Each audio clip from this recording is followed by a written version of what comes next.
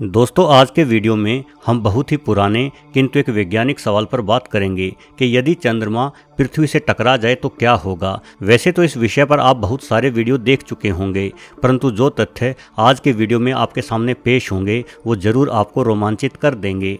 दोस्तों, हम जानते हैं कि पृथ्वी का गुरुत्वाकर्षण बल सभी चीज़ों को अपनी ओर खींचता है। इन सभी चीज़ों में चंद्रमा भी शामिल है। जब आप किसी गेंद को हवा में उछालते हो तो एक निश्चित ऊंचाई तक जाकर वो गेंद वापस पृथ्वी पर आ गिरती है, परंतु चंद्रमा पृथ्वी पर नहीं गिरता। भला ऐसा क्यों? क्या किसी अदृश्य बल ने चंद्रमा को दूसरी ओर से पकड़ रखा है? बिल्कुल नहीं। अंतरिक्ष में ऐसा कोई बल नहीं है। वस्तुतः चंद्रमा का पृथ्वी पर ना गिरने के पीछे का कारण है चंद्रमा की तेज गति। अपनी गति के ही कारण ये पृथ्वी के चारों ओर घूम रहा है। इस क्रिया को हम हिंदी में कक्षा और अंग्रेजी में ऑर्बिट रोटेशन कहते हैं। इस तरह के ऑर्बिट रोटेशन के उदाहरण ब्रह्मांड में हर दिशा हर कदम पर मौजूद हैं। जरा ध्यान से समझिए। जब आप किसी गेंद को फेंकते हैं तो वो गेंद ऊपर की ओर जाने लगती है क्योंकि उस गेंद में तेज गति होती है, परंतु जैसे ही उस गेंद की गति घटती है तो वो गेंद वापस भूमि की ओर आने लगती है। इसका अर्थ है कि गति गुरुत्वाकर्षण बल के विरुद्ध कार्य करती है।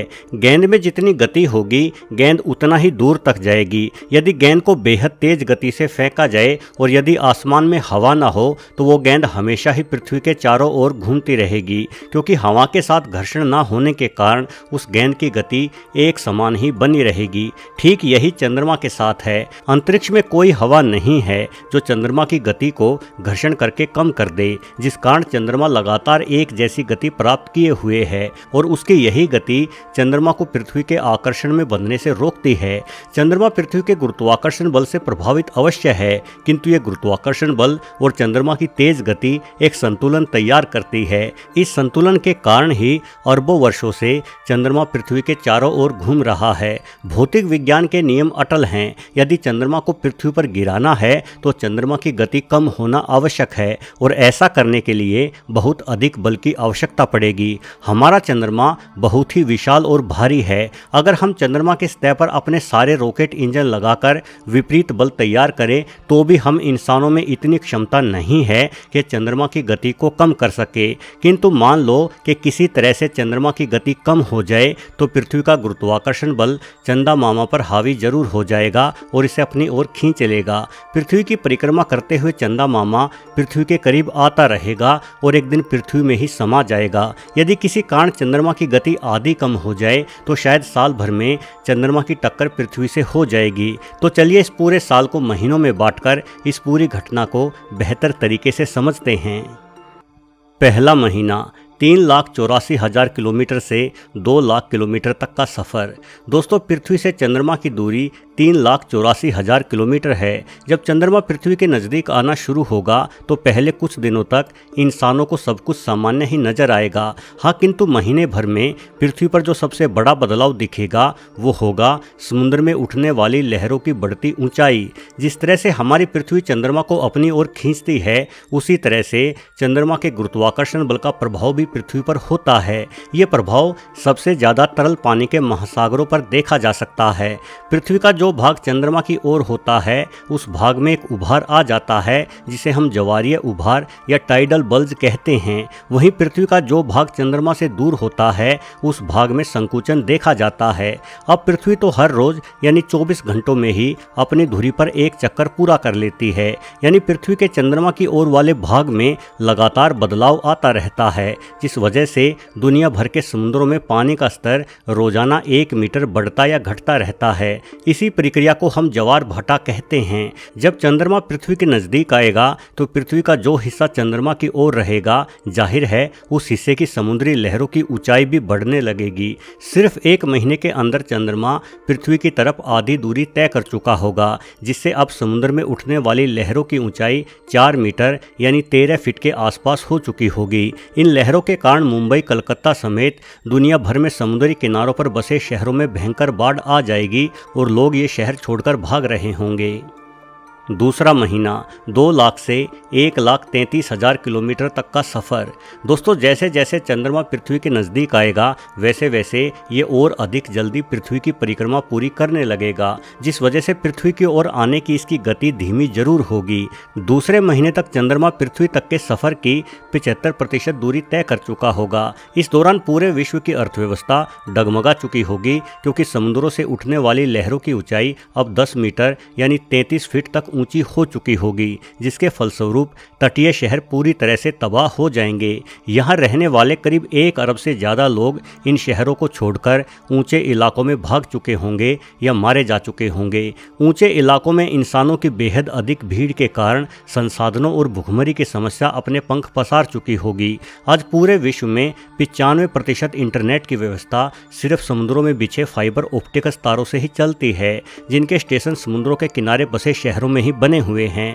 जब समुद्री लहरें तटीय शहरों को तबाह करेगी तो जाहिर है कि इंटरनेट की सर्विस भी रुक जाएगी। साथ ही समुद्रों से निकाले जा रहे तेल और गैस पाइपलाइन भी बंद हो जाएंगे। ऊर्जा की कमी के कारण शहर अंधेरों में डूबे शमशान घाट जैसे ही दिखाई देने लगेंगे। तीसरा महीना 1,33,000 से 1 लाख किलोमीटर तक का सफ़र। दोस्तों अब तक आई मुसीबतों के बावजूद भी हम इंसान किसी तरह से अपना अस्तित्व बचाए रखेंगे, किंतु असल तबाही का दौर तीसरे महीने से शुरू हो जाएगा। अब तक चंद्रमा पृथ्वी के इतने नज़दीक आ चुका होगा कि मानवों द्वारा मौसम और GPS आदि की जानकारी के लिए छोड़े गए पृथ्वी के चारों ओर घूमने वाले सैटेलाइट्स भी चंद्रमा के गुरुत्वाकर्षण बल से प्रभावित होकर बिखरने लगेंगे। या तो ये सैटेलाइट्स चंद्रमा पर या वापस पृथ्वी पर ही आकर गिरना शुरू हो जाएंगे। महासागरों का फैलाव इतना अधिक हो चुका होगा कि सिर्फ समुद्री किनारों पर बसे शहर ही नहीं, अपितु समुद्रों से हजारों किलोमीटर दूर बसे शहर भी डूबने लगेंगे। बढ़ते समुद्र भूमि के जल को भी बुरी तरह से प्रभावित करेंगे, जिस कारण पूरी पृथ्वी से मीठे पानी के भंडार खत्म हो जाएंगे। हर स्थान पर खारा और अशुद्ध पानी ही रह जाएगा। चौथा और पांचवा महीना 1 लाख से 60,000 किलोमीटर तक का सफ़र।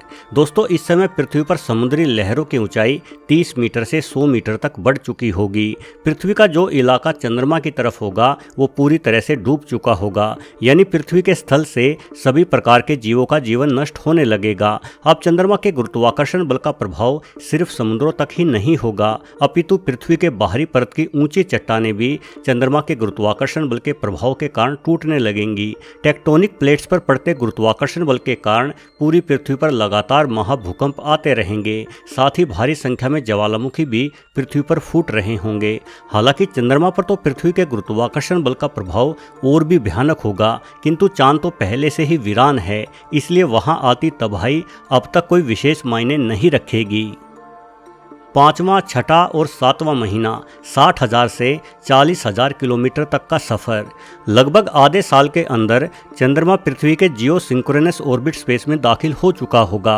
अब चंद्रमा एक दिन से भी कम समय में पृथ्वी का एक चक्कर लगाने लगेगा, जिस वजह से समुद्र की लहरें ऊंची उठने की बजाय चंद्रमा के साथ साथ पृथ्वी के चारों ओर घूमने लगेंगी। चंद्रमा के सामने वाली पृथ्वी समुद्र से डूबी होगी और चंद्रमा से विपरीत दिशा वाली पृथ्वी समुद्र से बाहर होगी। वहीं पृथ्वी के जोरदार गुरुत्वाकर्षण बल के कारण अब चंद्रमा का स्वरूप भी बदलने लगेगा। चंद्रमा का जो हिस्सा पृथ्वी की ओर होगा वो हिस्सा खिंचने लगेगा, जिस कारण चांद गोल न होकर किसी अंडे के जैसे आकार का बन चुका होगा।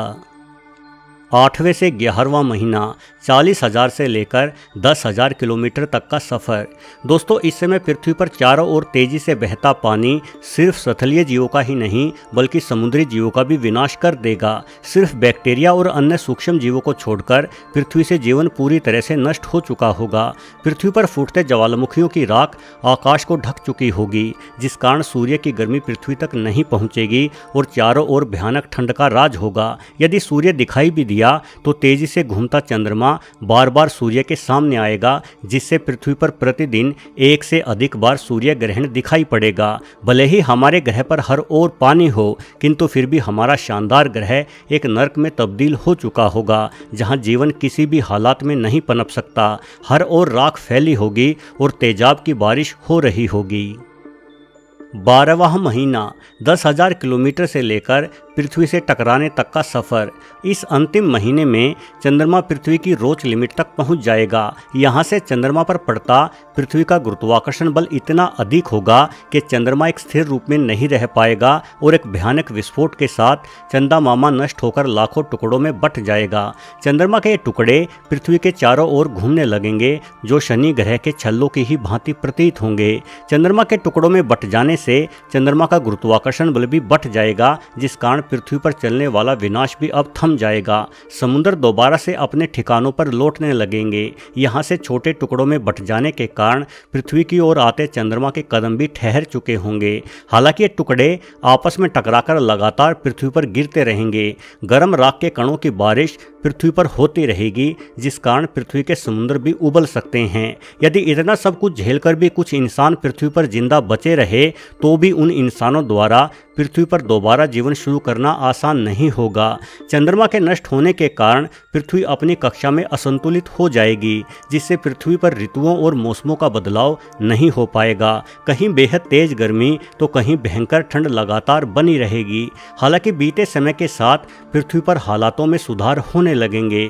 वक्त बीतने के साथ पूरी पृथ्वी तो नहीं, किंतु पृथ्वी का कुछ हिस्सा दोबारा से जीवन जीने लायक हो जाएगा। लेकिन चंद्रमा के नष्ट होते ही इसका गुरुत्वाकर्षण बल न होने के कारण पृथ्वी समय समय पर अपने ध्रुवों से पलटती रहेगी, जिस वजह से इंसानों जैसे जटिल जीवों की बजाय पृथ्वी केवल सूक्ष्म जीवों का ही ग्रह बनकर रह जाएगी।